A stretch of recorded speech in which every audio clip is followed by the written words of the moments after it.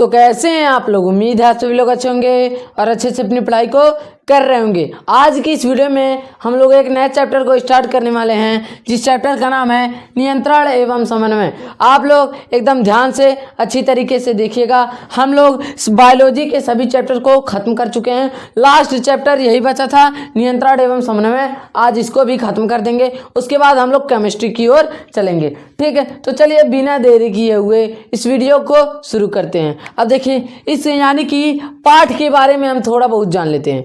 पाठ जो है ना वह वृद्धि से संबंधित है। किससे संबंधित है? वृद्धि से। अब वृद्धि क्या है? देखिए, वृद्धि जो है, अगर मान लीजिए यानी कि किससे वृद्धि नहीं हो रही है, हमको यह जानना है किससे वृद्धि नहीं हो रही है। जैसे मान लीजिए किससे वृद्धि नहीं हो रही है, जैसे मान लीजिए जो बच्चे छोटे छोटे होते हैं वह झूला झूलते हैं, इस तरह से झूला झूलते हैं, वह जो एक प्रकार की गति है, एक प्रकार की गति है, उससे बच्चों की कुछ वृद्धि हुई? हाँ, बच्चों की कुछ वृद्धि हो रही है? नहीं ना।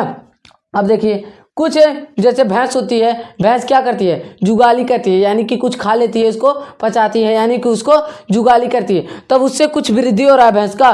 नहीं ना। अब देखिए, हम लोग क्या करते हैं, हम लोग झूला झूलते हैं, फिर मतलब इधर से उधर घूमते हैं, उससे वृद्धि होती है? कुछ नहीं ना। यानी कि वह एक प्रकार की गति है। जैसे बच्चे क्या हैं, छोटे छोटे बच्चे खेल रहे हैं, खेल नहीं रहे हैं, झूला झूल रहे हैं, उससे वृद्धि नहीं हो रही है। भैंस जो है वह जुगाली कर रही है। ठीक है, अब देखते हैं, वृद्धि हो गया। लेकिन अब ये क्या होता है, वृद्धि यानी गति जो होता है वह 3 प्रकार से होता है। कितने प्रकार से होता है?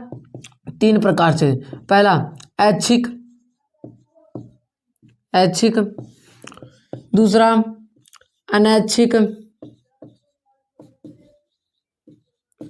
अनैच्छिक, अनैच्छिक, तीसरा प्रतिवर्ती क्रिया,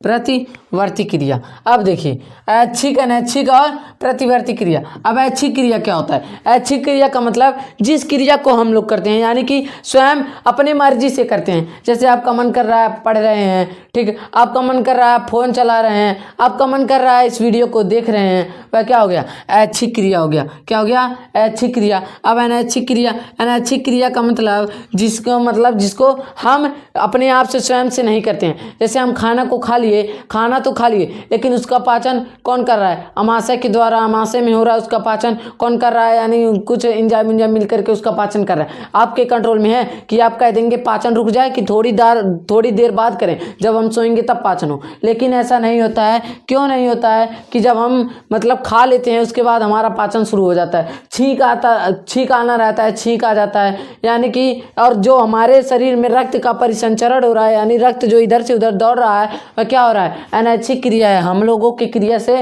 नहीं हो रहा है। जैसे जो हृदय है, हृदय क्या करता है? धड़कता है, रक्त को पंप करता है। क्या करता है? हृदय रक्त को पंप करता है। यह किसकी क्रिया द्वारा हो रहा है? यह क्या है? अनैच्छिक क्रिया है। कौन सी क्रिया है? अनैच्छिक क्रिया है। यानी कि हम जो काम हम अपने स्वयं ना कर सकें, यह क्या है? अनैच्छिक क्रिया है।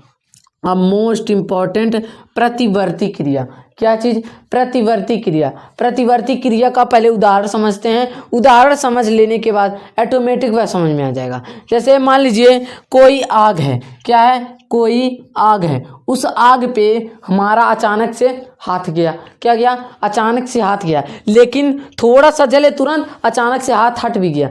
क्यों ऐसा होता है? अचानक से होता है, अचानक से हाथ जो होता है वह हट भी जाता है। अचानक से सुई जो होती है चुभती है, अचानक से हट जाता है। ऐसा क्यों होता है? जो प्रतिवर्ती क्रिया है, अगर हम सोचें कि जो आग है, आग से हमको पहले हम हाथ ले गए, आग से अगर हम सोचें हमको हाथ हटाना है, अब जब तक हम सोचेंगे तब तक जो हाथ है वह जल जाएगा। लेकिन क्या होता है प्रतिवर्ती क्रिया में? हम क्या करेंगे? अचानक से कोई भी क्रिया होगी अचानक से होगी, यानी कि जिस भी क्रिया को करेंगे वह अचानक से हो जाएगा। यानी कि आग से हाथ लगाएंगे, फिर किसी भी चीज़ का चुभना, हाथ में किसी भी चीज़ का उंगली में चुभना, अचानक से क्या हो जाता है? हट जाता है। यह हो गया। अब देख लेते हैं क्या चीज़? उद्दीपन, उद्दीपन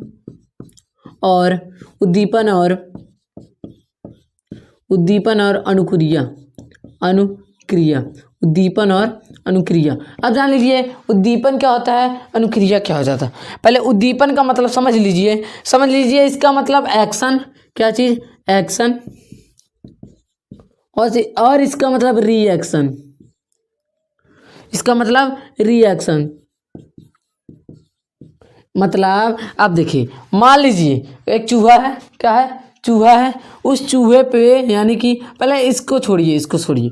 अब देखिए मान लीजिए आप छत पे गए, कहाँ गए, छत पे गए। जब छत पे हम लोग गए तब क्या हुआ, क्या अचानक से ज़्यादा धूप, यानी कि जो धूप है वह लग रहा है। जब हम क्या करेंगे, सूर्य की तरफ देखेंगे, क्या करेंगे, सूर्य की तरफ देखेंगे तो क्या होगा, हमारा जो आँख है, आँख क्या हो जाएगा, ऑटोमेटिक बंद हो जाएगा।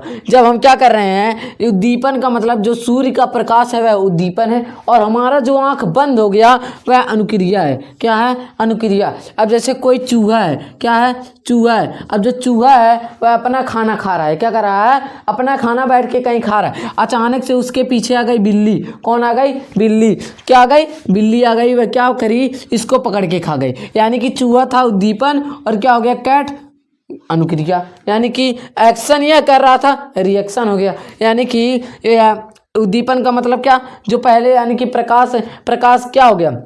अब जैसे क्या था, हम बताएं ना कि जो आग के पास हाथ ले जा रहे थे, क्या ले जा रहे थे, हाथ ले जा रहे थे, फिर अचानक से हट जा रहा था। आग क्या है, आग है उद्दीपन, और जो हाथ है वह क्या है, अनुक्रिया है ना। अब जान लेते हैं उद्दीपन का मतलब, इनको एक्शन यानी कि जब प्रकाश है किस पर पड़ती है, क्या क्या होता है। अब देखिए जो मतलब चूहा है वह किसके द्वारा, यानी कि सब चीज़ उद्दीपन, यानी कि उद्दीपन को ग्रहण कौन करता है, उद्दीपन को 5 लोग मिलकर के ग्रहण करते हैं। अब कौन कौन, यानी कि हमारे पास 5 ज्ञान इंद्रियां हैं। कितनी ज्ञान इंद्रियां हैं, 5 ज्ञान इंद्रियां हैं, जिन्हें हम ग्राही अंग भी कहते हैं। क्या कहते हैं, जिन्हें हम ग्राही अंग भी कहते हैं। अब देखिए ग्राही अंग जैसे है, आँख है, क्या है, आँख है, नाक है, कान है, जीभ है, त्वचा है।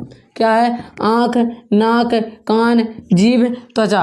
यानी कि आँख जो है, अब इसको ग्राही अंग क्यों कह रहे हैं, इनको हम ग्राही अंग क्यों कह रहे हैं। देखिए हम सभी का नाम लिख दे रहे हैं, आप सभी लोग कॉपी पेन लेकर के लिख लीजिए। जो आँख है वह क्या होता है, प्रकाश ग्राही होता है। क्या होता है, प्रकाश ग्राही होता है। अगर प्रकाश ना रहे तो हमें जो यह संसार है पूरा क्या दिखाई देगा, काला काला दिखाई देगा। फिर जो नाक होता है, नाक क्या होता है, घ्राण ग्राही होता है। क्या होता है, घ्राण ग्राही होता है, घ्राण ग्राही। अभी हम इसका मतलब भी लिख दे रहे हैं, प्रकाश ग्राही का मतलब क्या होता है, घ्राण ग्राही का मतलब क्या होता है, सब एकदम लिख दे रहे हैं। अब देखिए कान का मतलब होता है, कान का मतलब होता है ध्वनिग्राही। कौन सा, ध्वनिग्राही। यानी कि यह उद्दीपन को ग्रहण करता है, कौन से उद्दीपन को, ध्वनि को, ध्वनिग्राही,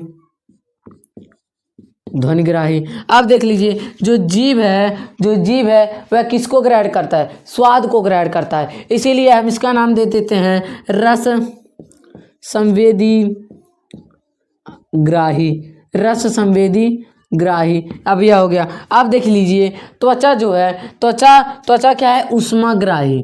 कौन सा, ऊष्माग्राही। यानी कि अब देखिए आँख को, यानी आँख, नाक, कान, यानी 5 जो ज्ञान इंद्रियां हैं, हमारे पास कितनी ज्ञान इंद्रियां हैं, 5 ज्ञान इंद्रियां हैं। उन 5 ज्ञान इंद्रियों को हम क्या कहते हैं, ग्राही अंग कहते हैं। अब किसको, आँख को कहते हैं प्रकाश ग्राही, नाक को कहते हैं घ्राण ग्राही, कान को कहते हैं ध्वनिग्राही, और जीभ को कहते हैं रस संवेदी ग्राही, और त्वचा को कहते हैं ऊष्माग्राही। यानी कि आँख के द्वारा देखेंगे। अगर जो आँख है ना, आँख अगर मान लीजिए हम किस में खड़े हैं, प्रकाश में खड़े हैं। प्रकाश अगर इस वस्तु पर प्रकाश पड़ रही है, इस वस्तु से रिफ्लेक्ट होकर यानी कि परावर्तित होकर टकरा करके हमारे आँख के रेटिना पर पड़ती है। कहाँ पड़ती है, रेटिना पर पड़ती है। इसी कारण जो वस्तु है हमें साफ साफ दिखाई देती है। इसीलिए इसको कहा गया है प्रकाशग्राही, यानी प्रकाश को ग्रहण करती है। अब फिर नाक ग्राही, नाक का मतलब घ्राण, यानी कि यह गंध को ग्रहण करती है। घ्राण का मतलब होता है गंध, गंध को ग्रहण करने वाली, घ्राण ग्राही। अब कान मतलब ध्वनिग्राही, ध्वनि को ग्रहण करने वाली, किसको, ध्वनि को ग्रहण करने वाली। जीभ रस संवेदी ग्राही, यानी स्वाद को ग्रहण करने वाली। त्वचा मतलब ऊष्मा को ग्रहण करने वाली, यानी कि यह हुआ अब इसको देख लीजिए, इसको एक बार और रिपीट करते हैं। हमारे पास कुछ ऐसी क्रियाएं हैं, यानी कि कुछ ऐसी क्रियाएं हैं जिनसे हमारी वृद्धि नहीं होती है। अब किन से हमारी वृद्धि नहीं होती है, देखिए किन से हमारी वृद्धि नहीं होती है। झूला झूलते हैं, भैंस जोती है, जुगाली करती है, उससे हमारी वृद्धि नहीं होती है। अब देखिए उनमें से कुछ ऐच्छिक क्रियाएँ, कुछ अनैच्छिक क्रियाएँ और कुछ प्रतिवर्ती क्रियाएँ। शायद ऐच्छिक गलत है, सही कर लीजिएगा। देखिए अनैच्छिक क्रिया, अनैच्छिक क्रिया जो होता है, अनैच्छिक यानी ऐच्छिक क्रिया जो हम अपने मर्जी से करते हैं। यानी कि आपका मन कर रहा है तो आप फ़ोन चला रहे हैं, आपका मन कर रहा है इस वीडियो को देख रहे हैं, आपका मन करेगा तो लाइक कर देंगे। अब ठीक अनैच्छिक क्रिया, अनैच्छिक क्रिया की मतलब जो स्वयं ना हो पाए, जैसे छींक आता है अचानक से छींक आने लगता है। फिर देखिए और क्या चीज़, जो रक्त है हमारे पूरे शरीर में रन कर रहा है, फिर जो हृदय है वह पंप करता है, रक्त को पंप करता है। भोजन हो रहा है कि आप कह देंगे रुक जाओ 10 मिनट उसके बाद पाचन कर, ऐसा नहीं होता है। अनैच्छिक क्रिया है, अपने आप होता है। प्रतिवर्ती क्रिया, प्रतिवर्ती क्रिया का मतलब जो अचानक से हो, क्या हो, जो अचानक से काम हो। जैसे आग है, आग के अगर सुई है, सुई के मतलब सुई पर हमारा हाथ पड़ा, चुभा, अचानक से हट गया, वह क्या हो गया, प्रतिवर्ती क्रिया। अब देखिए जैसे आग वाला उदाहरण दिया है। फिर क्या चीज़ है, अब देख लीजिए उद्दीपन और अनुक्रिया। उद्दीपन मतलब चूहा और अनुक्रिया मतलब कैट, यानी चूहा अपना खाना खा रहा है, कैट आई चूहे को ही अपना खाना बना दी। ठीक, अब देखिए अब उद्दीपन को कौन ग्रहण करते हैं। उद्दीपन को 5 लोग मिलकर के ग्रहण करते हैं, यानी कि हमारी 5 ज्ञान इंद्रियां, जिनको ग्राही अंग भी कहा जाता है। उन ग्राही अंग यानी कि आँख, नाक, कान, जीभ, त्वचा, यानी कि आँख को प्रकाश ग्राही, नाक को घ्राण ग्राही, कान को ध्वनि ग्राही, जीभ को रस संवेदी ग्राही और त्वचा को उष्मा ग्राही। आँख का मतलब देखने वाला और नाक को मतलब यानी प्रकाश ग्रहण करने वाला, ध्वनि यानी कि क्या चीज, गंध ग्रहण करने वाला, ध्वनि को ग्रहण करने वाला, स्वाद को ग्रहण करने वाला और उष्मा को अपने अंदर ग्रहण करने वाला। आज के वीडियो को हम यहीं पर ख़त्म करते हैं। यानी कि अगर आप सभी लोगों को क्लास 10th का मैथ पढ़ना है तो आप सभी लोग बता दीजिए कि इस चैप्टर का वीडियो बन जाए अच्छी तरीके से। अगर आप सभी को इन सभी का PDF चाहिए तो आप सभी लोग क्या करिए, बता दीजिए, यानी कि व्हाट्सएप पर मैसेज कर दीजिए 73 17 79 29 11। तो आप सभी लोग क्या करिए, व्हाट्सएप पर मैसेज कर दीजिए कि PDF चाहिए, तब हम आपको एक ग्रुप में ज्वाइन करेंगे, फिर इसी ग्रुप में आप सभी को PDF मिलता रहेगा। अगर आप सभी को वीडियो अच्छा लगा हो, वीडियो को एक लाइक एंड चैनल को सब्सक्राइब करें। अब हम मिलेंगे अगली वीडियो में किसी और टॉपिक के साथ। जय हिंद।